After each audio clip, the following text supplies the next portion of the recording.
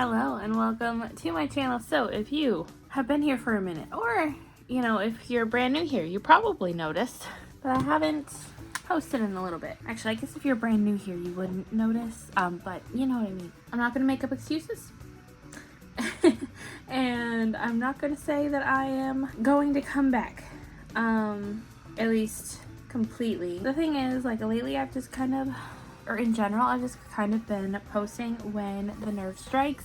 As much as I want to post consistently, I keep promising I'm going to come back in full swing, and it just doesn't end up happening because life gets in the way. So at this point, I'm just going to post when I post, and I'm going to try to be as consistent as I can. Right now, the productivity bug has bitten me, so I'm getting in a bunch of editing, a bunch of recording, and we're going to try to make it work. But because we haven't been posting a lot this year, I haven't been filming wrap-ups. We've been filming like TBRs and stuff, but I haven't really been telling you what I've been reading this year. So at this point, I have posted the mid-year book freak out tag. But in that video, I mentioned like posting a different video just to let you guys know like completely what I've been reading up until that point. So today we are talking about all of the books that I have read in the first half of the year. We will be including books that I have already read in July.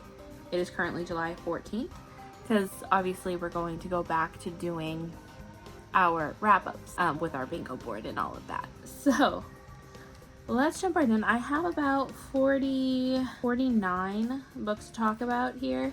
I also haven't been reading a lot, so the reason that I haven't been posting so much is A, because of the editing thing, and B, just because I haven't been reading as much as I want to.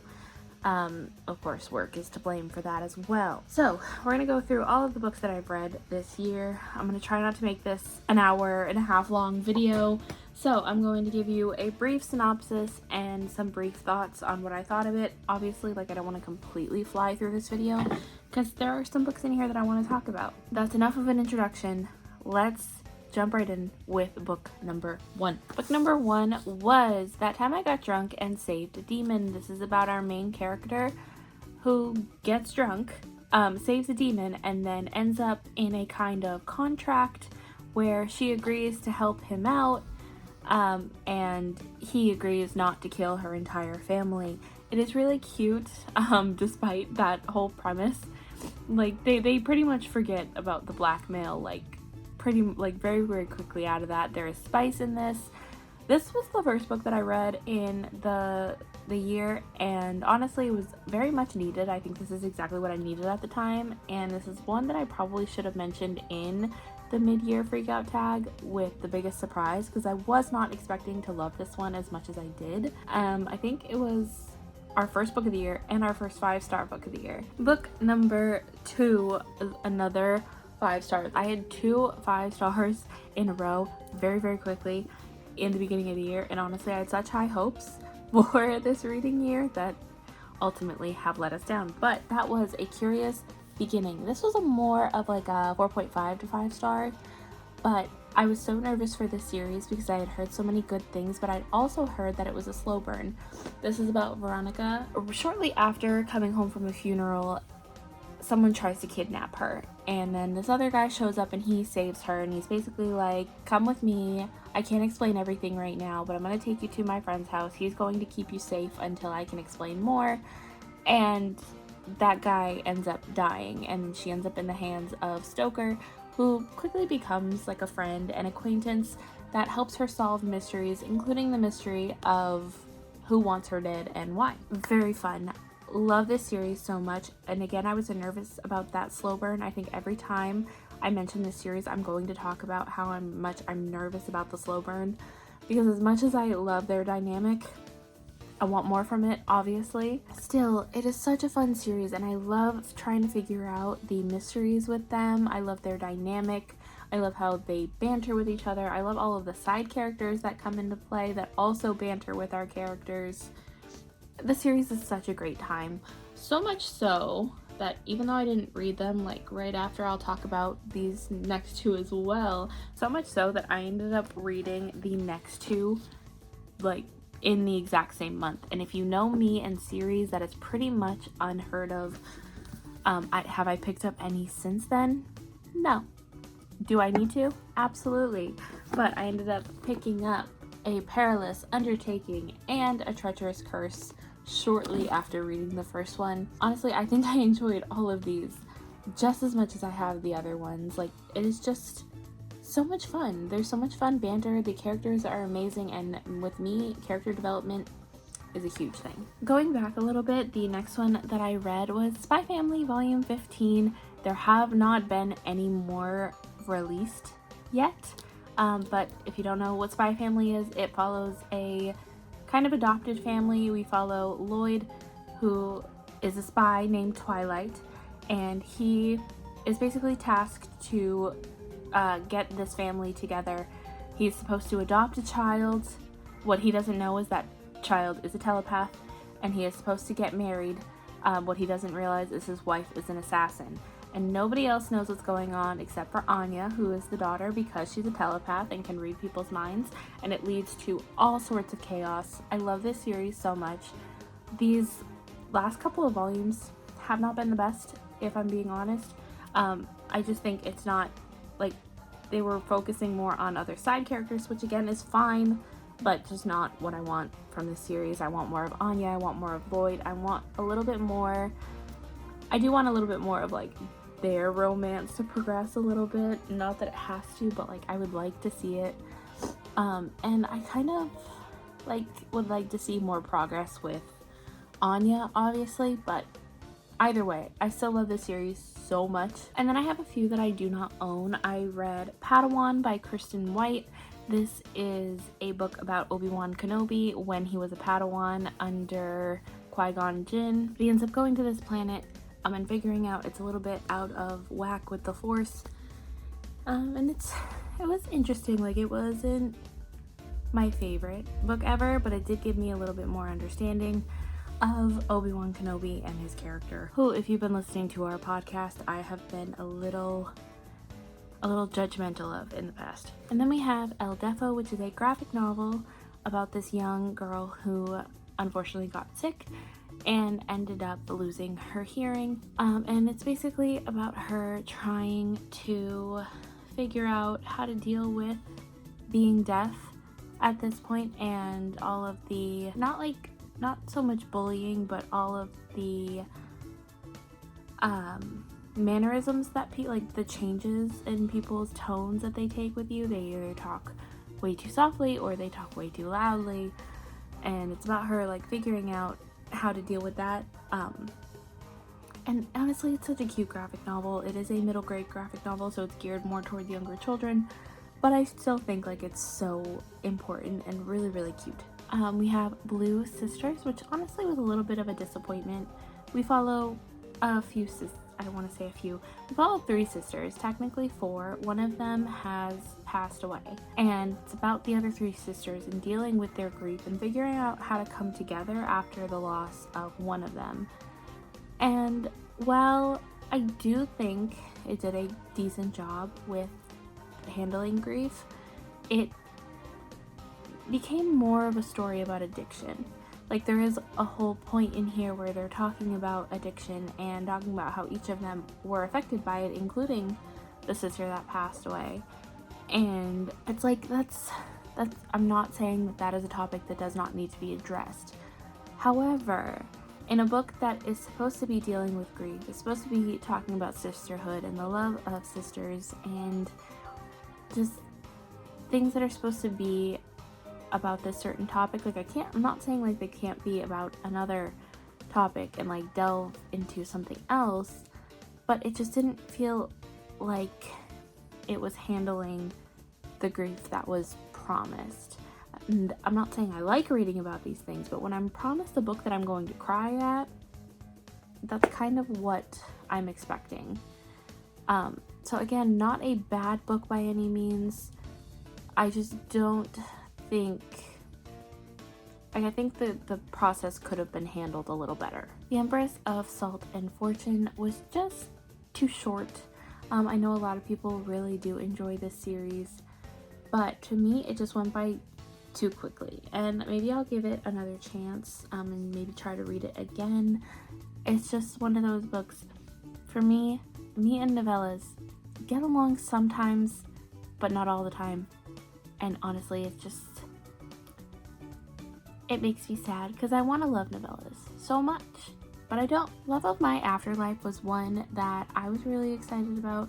It's about our main character who has passed away, and she passes away right when she thinks she meets her soulmate. She has this like caseworker of the afterlife, and basically she's like a hopeless romantic. So she sends her back to Earth with the deal that if she's able to kiss her soulmate within a certain amount of time, then she gets to keep her life until, she ultimately passes away again. And she ends up meeting another guy, and it becomes more of like a love story with somebody else. So like, it's not exactly what you would think it is. Sorry, not trying to like spoil anything, but if you're going into this expecting one thing, you should expect something else. This was really, really cute. I wasn't sure what to expect with this, but I did have a really good time with it. I think it was about what I pictured it to be, though, where it wasn't like the best love story I've ever read. However, you have to go into this expecting for it not to be like the typical kind of romance that you're used to reading. It becomes more about self-love and self-relationships before it's an actual romance story. And then we have If Only You, which I have since unhauled, not because it was bad, but just because it was a book I wasn't sure if I was going to continue the series with, and it wasn't the best romance I've ever read.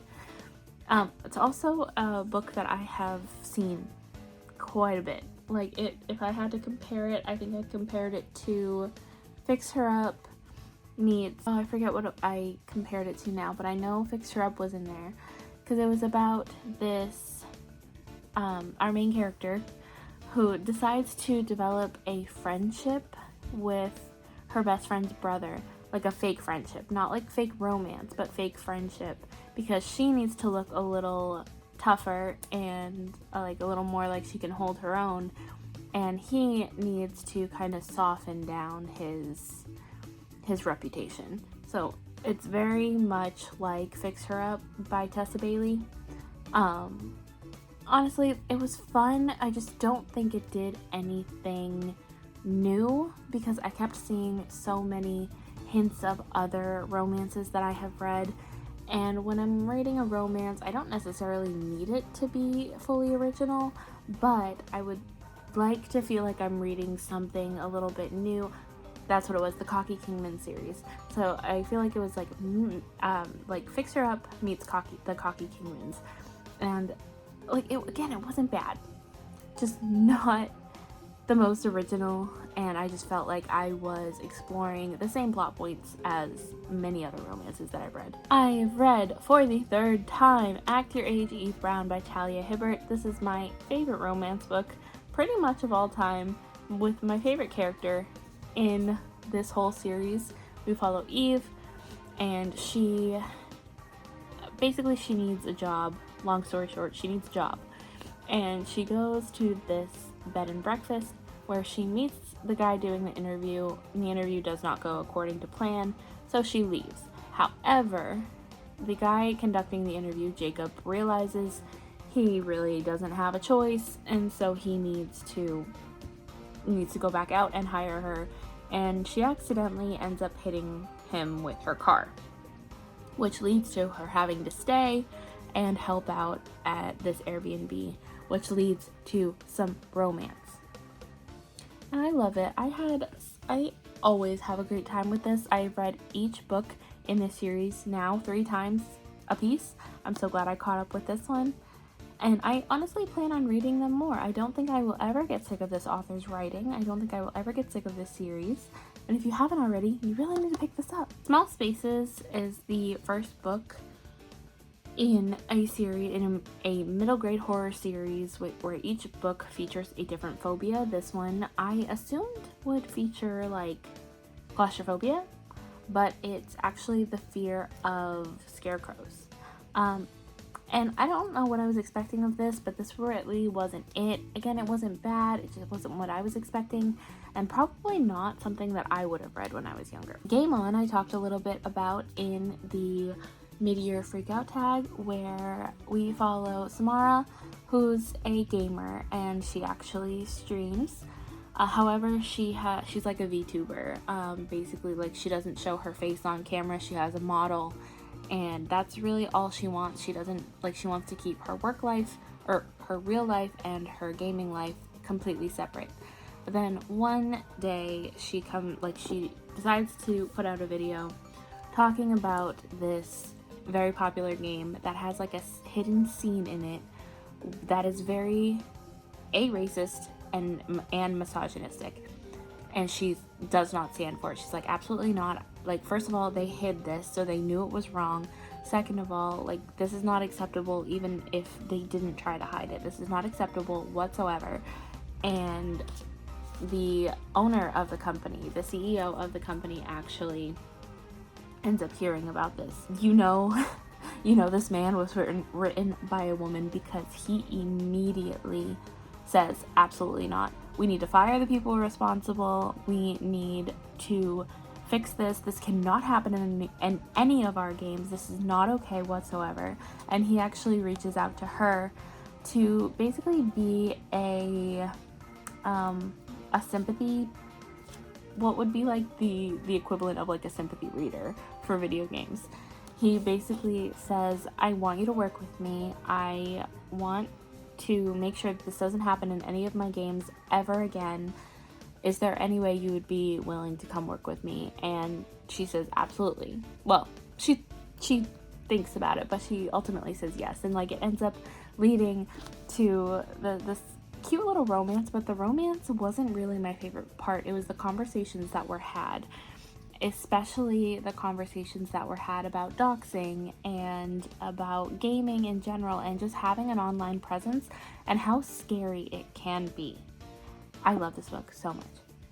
I would like you to read it. And then we have The Paradise Problem. I read a lot of romance in February.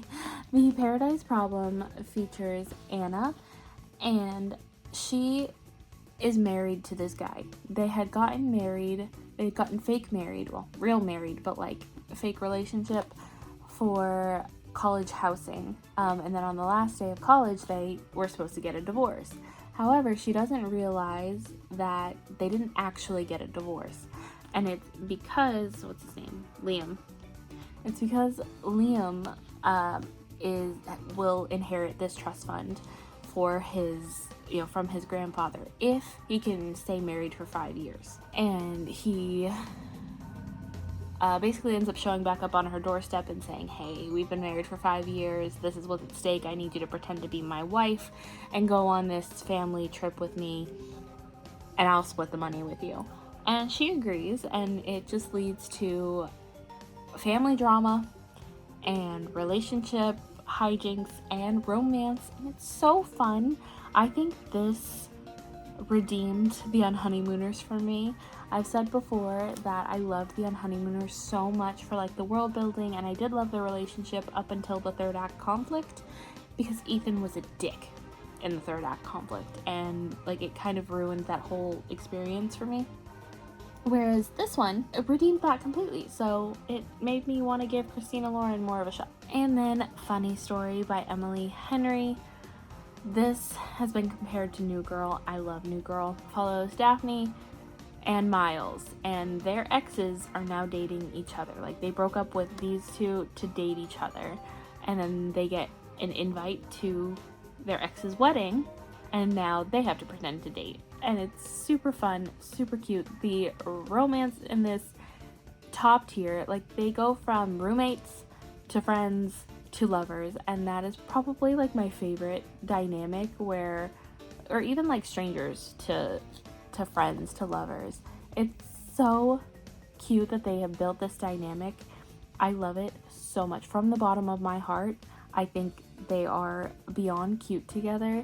Like, just how he supports her 100%, and like, even while she's actively trying to look for a new place to move, the only reason like she doesn't move right away is because there's this thing at the library she works at that she has been planning for months, and so she doesn't want to leave until that is over. But even while she's actively looking for another place to go, he is still there, he's still supporting her, and she starts to realize like just how much she likes him and like how much she has grown as a person. I love this book so much, and I'm so glad that I listened to the hype and read it. And then I read The Anaconda Downstairs. I believe this was this Penelope's book? It is the fourth book in the Cocky Kingman series. This is just a series of fluff and fun times and body positivity. I also read Honkers Under the Holly, which is technically a Christmas book, but it was the novella and the next book that I needed to read in this series.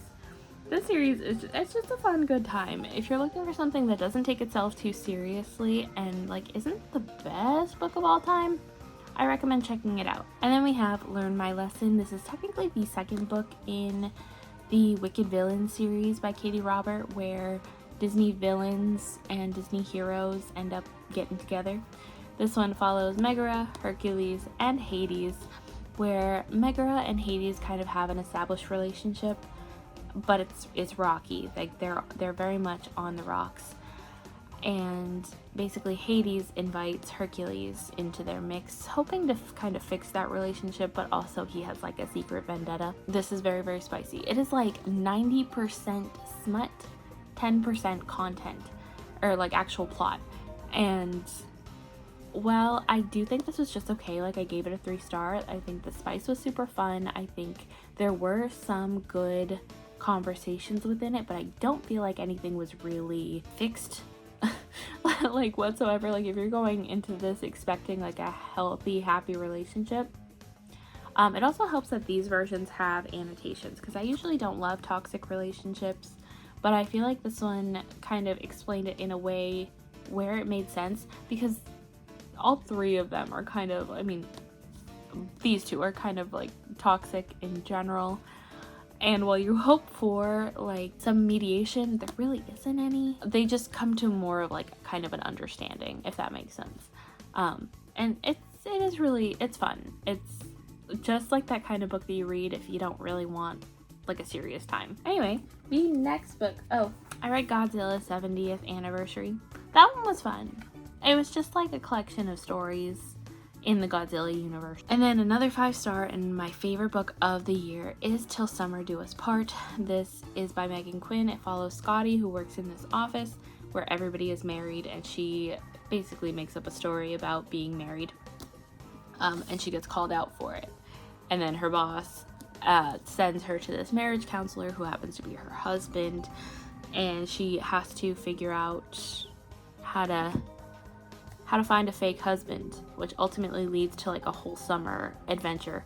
It is so cute, so fun. Not only does it go into the summer, or like not only does it go into the romance, like first of all, this book is smutty. It's very, very, very spicy, but not until like the last half. And even then, we get a good mix of smut and actual content and actual work, like people working on themselves. Like it's such a good book. And there's like a whole counseling summer camp, like the marriage camp aspects that come into it, phenomenal. It makes it feel so real and so fun, and this is the perfect rom-com. I am telling you, depending on who does it, if this were made into a rom-com, I would watch the hell out of this movie. Again, depending on who does it, because not everybody can do rom-coms right. I then finished off the Legends and Latte series with books 2 and 3, Bookshops and Bone Dust, and Brigands and Bread Knives. I thought this series was so fun. Not exactly what I was expecting, like with all the hype. I think I was expecting something a little bit more, but still I had a really good time with it. I'm not mad about it. And then I jumped on another trend by reading Dungeon Crawler Carl by Matt Dinneman. This was so fun, and I think like that's like the theme of the year, I guess, at this point, is just fun reads. I think I gave this one a 5-star. I actually introduced this to Connor, who we've had on this channel a few times, and he is already ahead of me in the series, which I can't let happen. But it's so fun. It follows Carl, who goes out one night because his cat jumped out the window, and ultimately that ends up saving his life because when he's outside, the building that he had lived in collapses, along with every other building on the street. And then he hears this announcement that's basically like, hey, if you want to live, go this way. And he gets sorted into this kind of dungeon crawler where the goal is to make it to the top floor before time runs out. But after every floor, only a certain amount of people get through. So like the goal is to make it to the very, very top. And it's a lot more intricate than that. And I've heard it gets even more intricate and more detailed as the books go on. If the first book is anything to go by, I am beyond excited to see what kind of hijinks. Oh, and there's a cat. There's Princess Donut, who also goes into the dungeon with him. Phenomenal. Chef's kiss. This book is everywhere, so if you haven't heard about it, I am so surprised. And if you haven't read it yet, please do hop on the trend. I know not everybody likes to follow trends. This is one trend that everybody should jump on. And then I read My Grandfather Would Have Shot Me. This is a nonfiction book about, what is her name? Oh, her name is Jennifer. And basically she finds out that she is related to, I don't know if I can say this word on YouTube, but she is related to someone associated with World War II. What I thought it was going to be was going into like how it affected her life learning this, and it wasn't so much that. It was more of like a history book about her life. So it wasn't so much going into how she was affected by this, although like that did happen a little bit, but it was more just about her life and subsequently like her grandfather's life. And so it felt more like a history book than it did like the book that I was super interested in. Not that it was bad by any means, but just wasn't my cup of tea. Spellbound After Midnight was a Cinderella retelling that I was pleasantly surprised by. It is about this witch, and she's not very good at doing the whole witchy thing, but this girl comes to her and basically says, hey, I need to go to this ball, like it's really urgent, really important that I get there, like can you help me? And she ends up helping her. However, Ella ends up passing away, and it becomes a big mystery on how, and she obviously is prime suspect number one, and so she has to figure out who did it so that she doesn't get arrested and found guilty. And this was really fun. There was a little bit of a romance in it. I will definitely like continue on with the series. Probably wasn't the best thing I've ever read, but definitely wasn't the worst. The First to Die at the End is the prequel to They Both Die at the End. I wasn't really planning on reading this. I forget. Oh, I think I did it for the Buzzword Challenge because I was looking for a book with ordinal numbers in it, so like first, second, third, and I ended up finding this one, and I'm like, you know what, sure, why not? And I didn't cry at this one like I did They Both Die at the End, so I didn't give it like that full 5 stars that I wanted to. I ultimately ended up giving it a 4-star, but it was not bad at all. Just like it sounds like, we follow the first to die at the end, whose name I forget now, but he ends up meeting this boy, and it's about them like coming together and celebrating one of their last days. It's it is such an interesting concept because it really makes you think, like even for a YA book, not that YA books aren't deep, but just like this subject matter is so interesting, and it really makes you think as an adult, much less as a teenager, just how like important life is and what you would do if you found out that today was your last day. I reread Bound by Treason, and this is a book about our main character who basically enters this tournament even though she's not supposed to, and then meets this guy who is he's like the commander, and he's supposed to be like training her and helping her enter this like train her for this tournament. But she's not supposed to be there.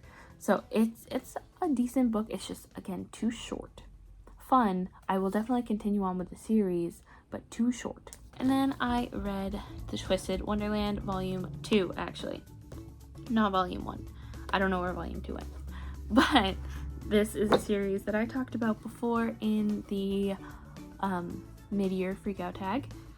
Basically, it takes place in this world where, or you go to this school, and every hall is a different, like, inspired by a different villain. This series happens to be inspired by the Queen of Hearts. It just wasn't what I was expecting. I think I was expecting something a little more Disney oriented, and well, obviously, like, the villains are featured in it. It's just not what I thought it was going to be. And then we have Of Goblins and Gold, which I enjoyed a lot more than I thought I was going to. This is a Labyrinth, or a Goblin King retelling, where our main character loses her sister. Like, she doesn't die, but like she gets stolen by the goblins, and she has to try to get her back while trying not to fall in love with the Goblin King. And it ends on a cliffhanger. So I knew it was a series, but I did not know that like they this ended on a cliffhanger. Like, I had no idea that they connected. So I'm really intrigued to read book 2. We Used to Live Here. This is one that I was not expecting to love because there's so much hype behind it. And not that I don't love books that have hype behind it, but I also am very picky about my horror thrillers. So this one follows our main character, follows our main character, Eve. And her partner, Charlie, have just moved into this house, and this family shows up and is basically like, hey, the father is like, hey, I used to live here, and we were just driving by and passing through, and I really want to show my kids the house that I used to live in. Would it be okay for us to come in? And really, before she can say hell no, they kind of come in anyway, and they don't leave. It is such a good book. That ending, the plot twists, the cliffhanger, it's so, like, it's not like jump scare scary, but it's like gets on your nerves, and like, oh my gosh, it sets you on edge. Oh, I'm sorry, it was Bound by Dragons. That was the one that I was talking about before. Bound by Treason, I didn't like. It is about this queen whose children start slowly dying, and like, it's just too much of a coincidence for her to accept that something more sinister isn't going on.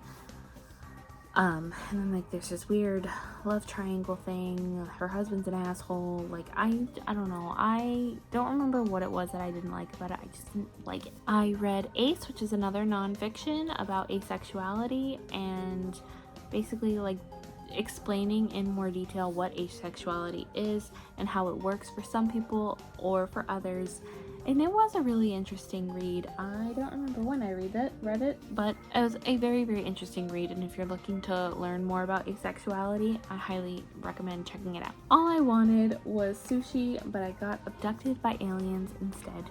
Try saying that 5 times fast. So this is about our main character, who, like I said, gets abducted by aliens. So she ends up at this kind of equivalent of a strip club, but this prince ends up finding her and buying her out of her contract, and they end up striking a romance and a relationship, and this is a lot spicier than I thought it was going to be. Was I mad at it? Not really. Was I expecting smut? No. Had no fucking idea what to expect from this book, and for some reason I thought it was like a manga. Maybe it's because like the title is the way it is. It's not a manga. It's a romance book. I had no fucking idea. I thought the title sounded weird and interesting, so I picked it up. It wasn't bad at all. It was just fucking weird. And then I read what is it? The Twisted Wonderland Volume 3. Same feelings as Volume 2. I read Project Hail Mary. I actually listened to the audiobook. Trying to read it completely before going to see the movie, managed to do that, and this is like one of the very few instances that I think the movie is just as good, not better, but just as good as the book. This is about our man Ryland Grace, who goes, or basically wakes up on this ship, and he has no idea how he got there. All he knows is that the rest of his crew are dead, and then he ends up maybe kind of possibly making contact with another alien life form. It's so good. I love this book so much. I'm so glad it's worth the hype. 5 stars. 5 fucking stars. I feel like I'm reading a lot of 4 and 5 star books this year, with like a trinkle of, like a little sprinkle of 3 star, 2 star reads, which honestly is amazing. I'm not reading a lot, like quantity wise, but quality wise. And then I read The Unwanted Bride Loves the Crown Prince with All Her Heart, Volume 1. That one was also pretty good. I think I only gave it a 3 star though. I am hoping to read more because it is an interesting series. It's literally just what it sounds like, as with any of these manga. It's good, it's cute. I'm excited to see more of this relationship grow. Just not the best I've ever read. Zeus is technically the last book in the series by Carly Spade, and it follows Zeus and his romance, a human lawyer. Honestly, it was fun. Spicy, yes. Was the writing really that great? No. Was it a fun, good time? Also, yes. The Roommate Risk, another book by Talia Hibbert, where they are friends to lovers. Basically, our female main character, like, is very, like, doesn't really like to show her feelings, especially when it comes to love, because of the relationship her parents had. And her best friend has been in love with her forever and wants her to be more than friends, but like he's willing to settle for friendship.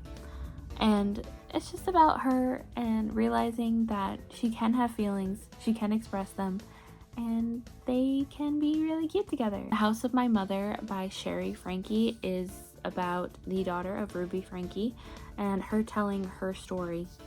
Phenomenal read if you're interested in true crime, and even if you don't know anything about this case, I recommend checking out her book, because I appreciate when victims of cases like these come forward and tell their story and basically just make something of themselves, like give themselves the autonomy to speak for themselves, and I love it so much. It's also written super, super well. Like, I'm not just saying that because of everything that happened with her mom. I'm saying it because she genuinely, like, she came forward, she told her story, and she told it in such a fluent and amazing way that I definitely genuinely think you should check this out.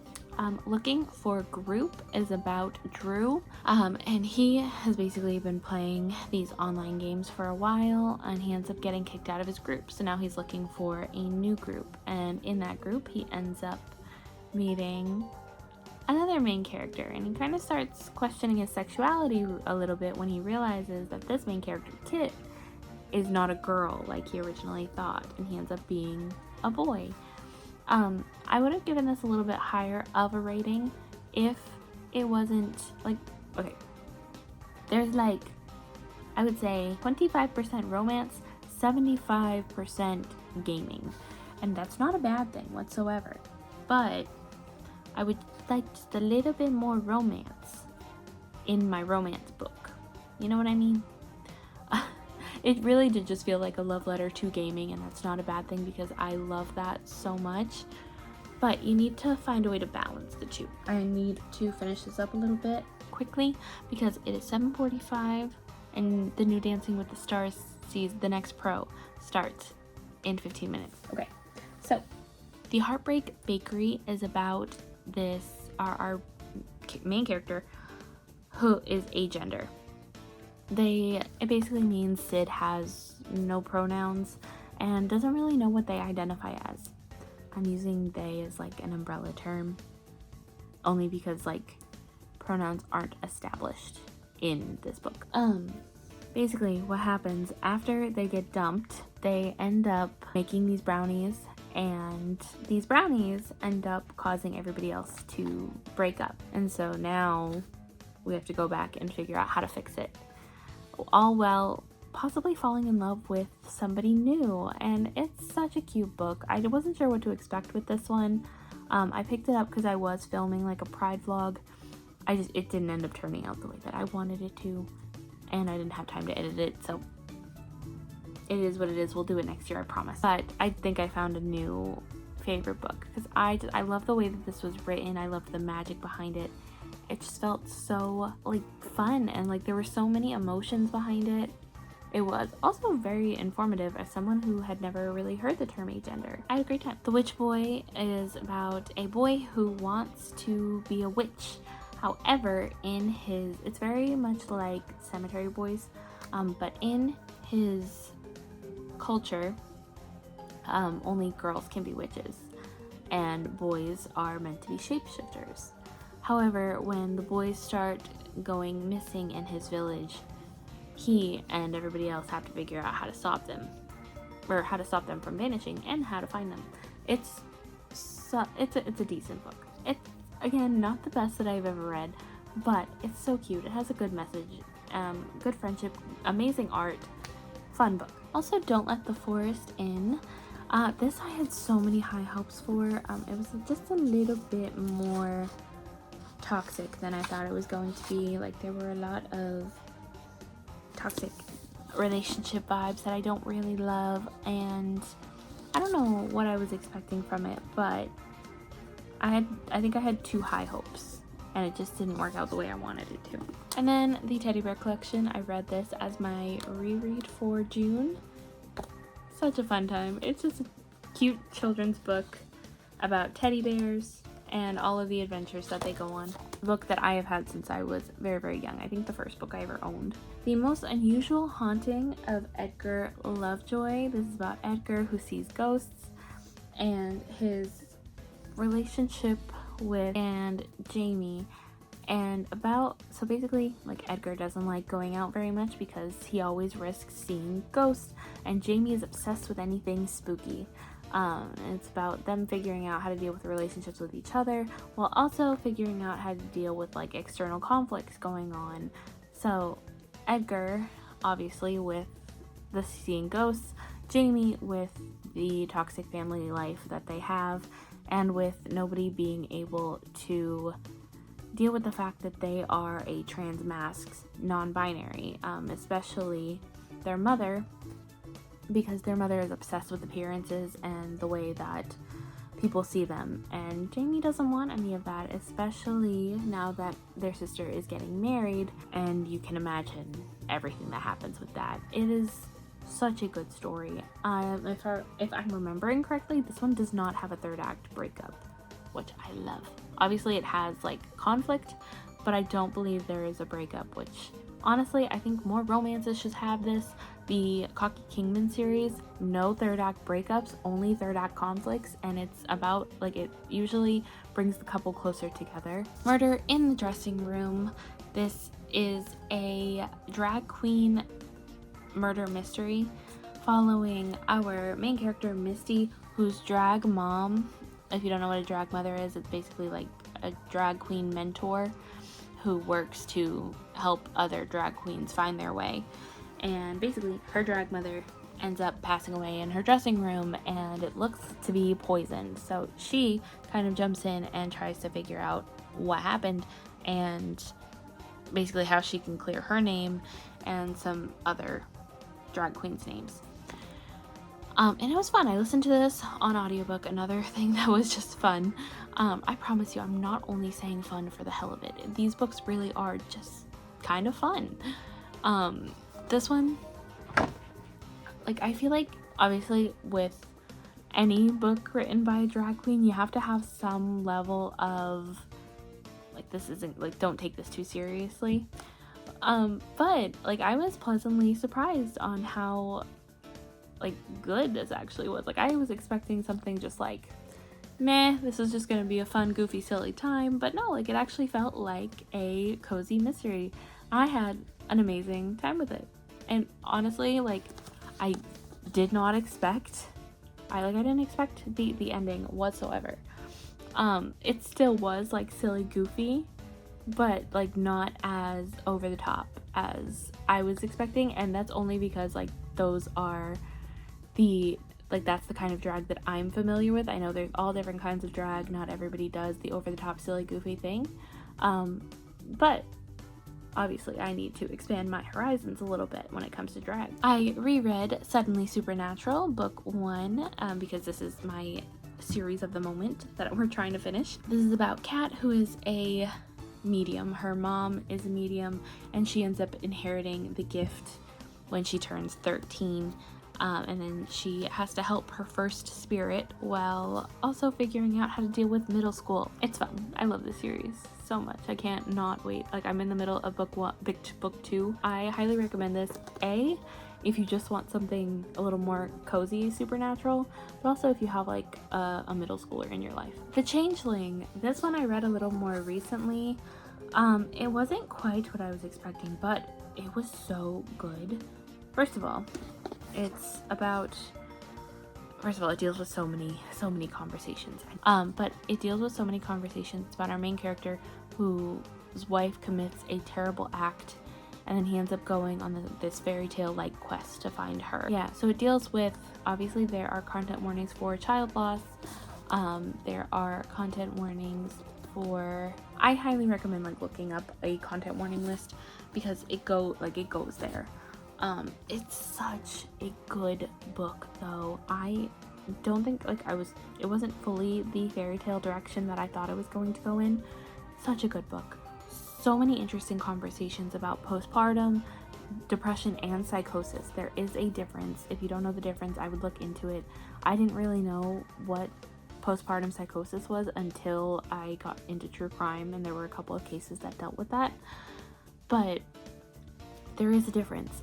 So like looking into that, obviously, conversations about parent loss and conversations about, oh gosh, there was something else, but I forget what it was, but it was like a big thing. Another big like conversation topic in this book. Honestly, such a good book. I highly recommend it.